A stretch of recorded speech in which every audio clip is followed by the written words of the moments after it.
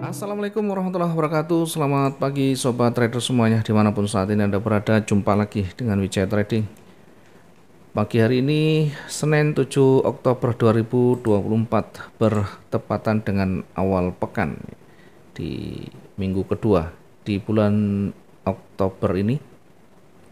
Kita coba nanti akan memetakan satu hari ke depan dengan tetap melihat di time frame besarnya, kemudian di time frame kecilnya sebagai trigger untuk nanti menemukan potensi yang lebih punya tingkat probabilitas yang tinggi. Tentunya kita akan mengawali dari review dulu yang sudah kita analisa di hari Jumat kemarin, akhir pekan sekaligus bersamaan dengan news NFP bulanan. Sebelum kita mengawali di analisa pagi hari ini, jangan lupa buat teman-teman yang baru menemukan channel Wijaya Trading, yang baru bergabung, klik subscribe, like, dan share videonya biar teman-teman yang baru bisa lebih banyak belajar. Kita mengawali dari XAU dulu. Satu hari Jumat kemarin kita lihat, satu hari Jumat kemarin kita perkirakan pertama akan bergerak naik sampai mendekati area resisten atau target yang pertama. Kemudian setelah itu akan terkoreksi. Kenapa kita hanya sampai di sini?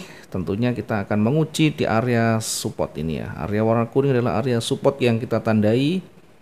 Jika tidak ditutup lebih tinggi atau jika tidak lebih rendah dari support, maka akan kembali memantul ke atas. Sebaliknya, jika ditutup ternyata lebih rendah atau break dari supportnya, maka tentu akan berpotensi kembali bergerak turun. Bergerak turun kita menguji di area koreksinya ya, di kisaran warna yang kita tandai highlight kuning. Ini untuk menguji kekuatan bearish. Jika ditutup lebih rendah, tentunya akan kembali bergerak turun. Dengan catatan tentunya masih ada space yang cukup untuk kita entry di sana. Karena kita tetap memperhatikan dari level berikutnya, kita tetap memperhatikan dari sisi daily range-nya. Kemudian yang pertama pagi kita karena fokus ke atas, kita fokus ke buy dulu di 2663 poin sekian sampai di targetnya. Kemudian kenyataannya ketika tersentuh target belum sampai tersentuh, kemudian mulai ditolak. Artinya sudah bergerak sekitar 372, tidak sampai lebih tinggi lagi atau menyentuh targetnya. Maka yang kita lakukan ketika satu posisi tersentuh, mempersiapkan simulasinya. Selnya kita tutup, kita simulasikan di mana kita akan meresikukan. Dengan demikian kalau kita tetap menggunakan recovery-nya, mungkin hanya sampai di ujung ini juga sudah bisa mengurangi tingkat kerugian. Ya, terlepas dari news yang ada ya, terlepas dari news yang ada. Karena di NFP kemarin kita sudah saksikan bareng-bareng, kita sudah sampaikan di mana kita menempatkan sell, di mana kita menempatkan buy-nya. Bahkan pasca news pun 15 menit kita juga sudah sampaikan bagaimana kita nanti menempatkan posisi yang baru sesudah rilis NFP-nya. Sehingga di awal setidaknya buy-nya ini bisa diminimalisir kerugiannya dengan recovery-nya atau kita menutup kerugian di sini. Sementara menjelang news kita masih monitor, baru di menit-menit terakhir kita sampaikan di mana sell dan buy-nya. Dan kebetulan arahnya di awal itu satu arah sehingga kita bisa maksimal di penempatan sell-nya. Setelah selesai, maka tunggu sampai 15 menit itu selesai dan kita sampaikan di mana menempatkan buy kembali. Dan ternyata ini juga ketika kita menempatkan buy masih ada naik sekitar 800 hingga 900 ya, dua-duanya bisa dapat peluang kalau kita betul-betul memahami dan jeli melihatnya. Sekalipun di awal kita berproses recovery, kita news dapat sebelum dan sesudahnya. Kemudian dari sisi daily range-nya ini juga kita perkirakan, sekalipun ada news kita perkirakan area jenuh jual sampai di 2624. Kalau dia turun ya, kalau dia naik sampai di 2694, ternyata lebih condong ke bawah dan mendekati saja ya, tidak sampai menyentuh. Pada akhirnya dikembalikan ke atas dan sideways sampai tutupan hari atau tutupan pekan kemarin ya. Kemudian kita coba masuk ke euro. Euro bagaimana euro?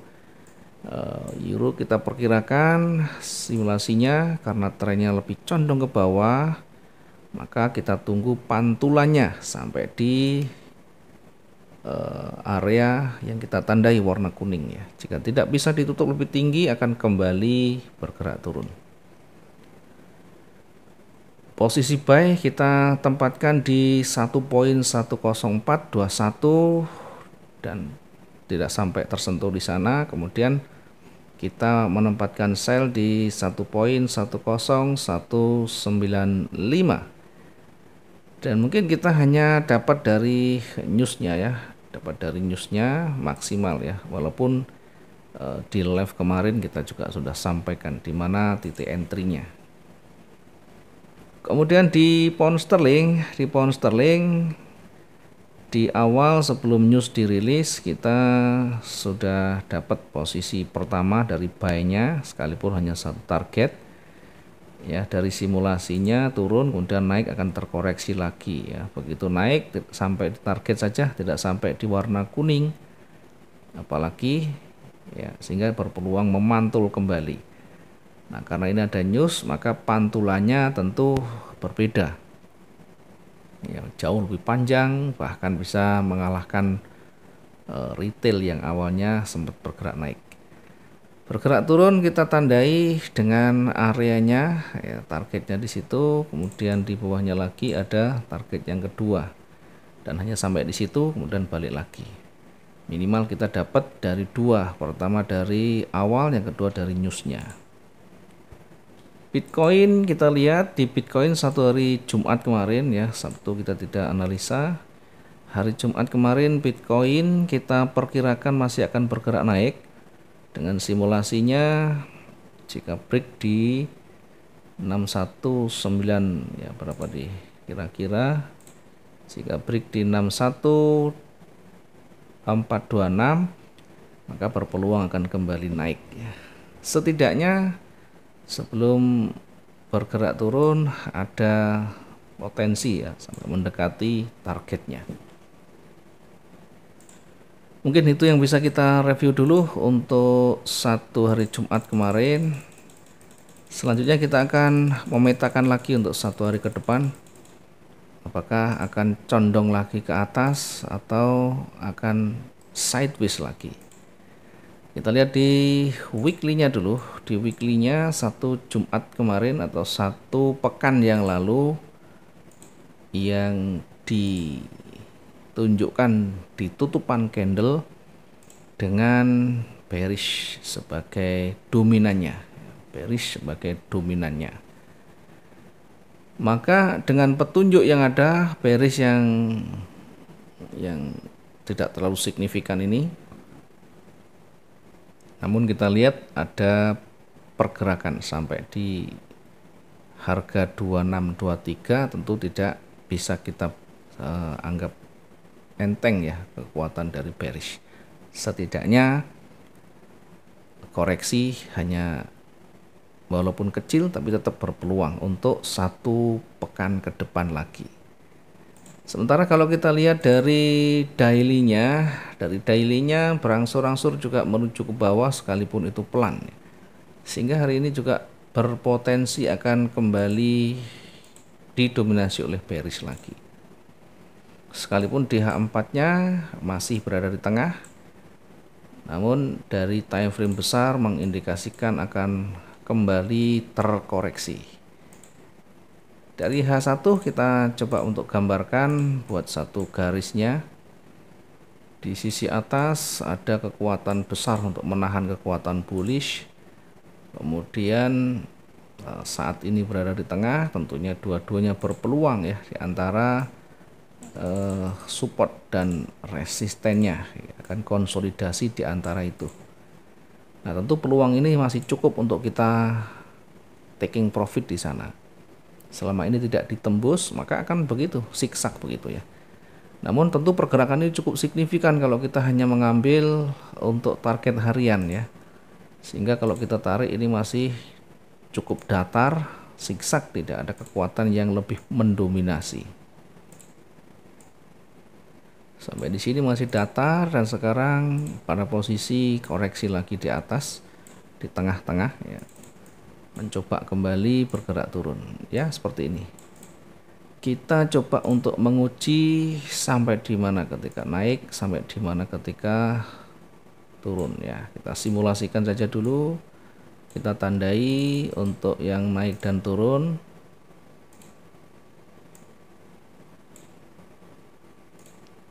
Memudahkan kita nanti untuk menempatkan entry point dan area pentingnya di sana. Untuk daily range hari ini kita perkirakan akan seperti 2 hari sebelumnya, kira-kira di sini, sehingga kalau nanti berpeluang atau sampai di support masih realistis, masuk akal. Kita coba menempatkan posisi dengan menempatkan yang tidak terlalu jauh, karena ini sangat beresiko, banyak jarum di sisi sebelah kiri. Kondisi yang harus memaksa dengan jarak yang tidak terlalu jauh, kemudian target juga yang tidak terlalu jauh juga nanti. Ini masih cukup beresiko ya.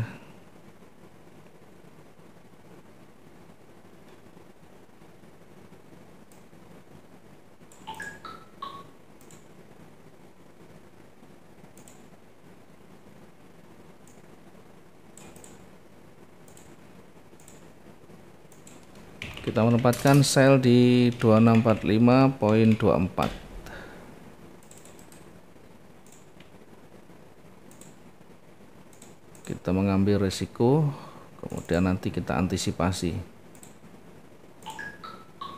dengan target yang terdekat berada di support di sini ya, tidak terlalu jauh dari sumbu yang ada di sana. Di 2638.66, kemudian target selanjutnya kita tempatkan di ujungnya di 2632.65 ya. Kemudian area jenuh kita maksimalkan di sini di 2624. Ini untuk area jenuh jualnya.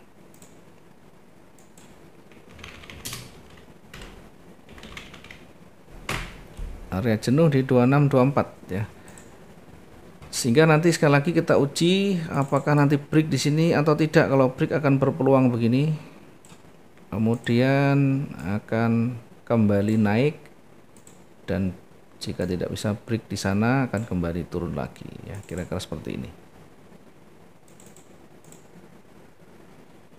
Kemudian untuk posisi yang di atas sebaliknya kita menempatkan agak menjauh dari titik running ya.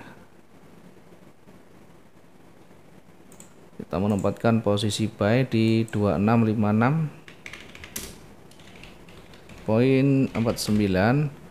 dengan target yang terdekat berada di level psikologis yang ada di sana. Banyak sentuhan di situ, kita coba perkirakan. Nah, ini masih cukup masih sangat realistis sana.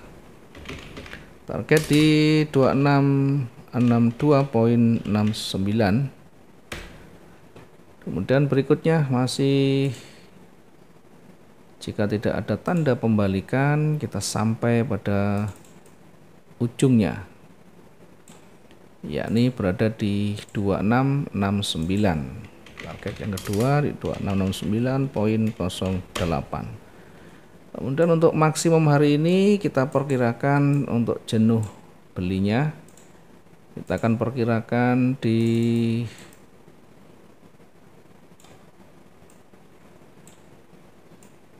2676 untuk area jenuh beli.